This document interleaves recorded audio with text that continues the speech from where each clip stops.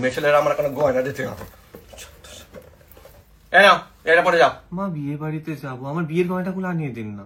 মানে তোমার জন্য আমি এখন লকার থেকে গয়না বার করতে যাবো? তোমার গয়না মানে কি? তোমার গয়না মানে কি? বিয়ের আগে বাপের বাড়িতে আসল গয়না দেখেছিলে? যা পেয়েছো তো এই বাড়িরই গয়না। আমিও তো সেটাই বলছি মা, সব তো এই বাড়িরই গয়না, আপনি তো বাপের বাড়ি থেকে আনেননি। এত বড় সাহস তুমি আমার বাপের বাড়ি তুলে কথা কাও?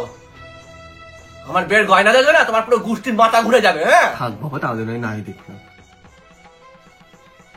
আপনি কোনো এক কাজ করুন, বিয়েতে আমার বাপের বাড়ি থেকে যাই নিয়েছিলাম, ওই গয়নাগুলো বার করে দিন। ওইটা দুটো গয়না এনেছিল, তা নিয়ে তোমার এত দেমাগ? আমার বিয়ের সময় না আমার বাবা নিজে জানিয়ে অঞ্জলি জুয়েলার্স থেকে গয়না করে দিয়েছিল। আমার গয়না অঞ্জলি থেকেই করানো মা, আপনি ওয়েটে ফোকাস করেছিলেন, আমি স্টাইলে ফোকাস করেছিলাম, এটাই ডিফারেন্স। সোনার আবার স্টাইল? সোনা মানে ইনভেস্টমেন্ট। হ্যাঁ, মেয়ে মানুষের অহংকার, ভার থাকতে হয়। বোঝাই যায় আপনার অহংকারটা একটু বেশি।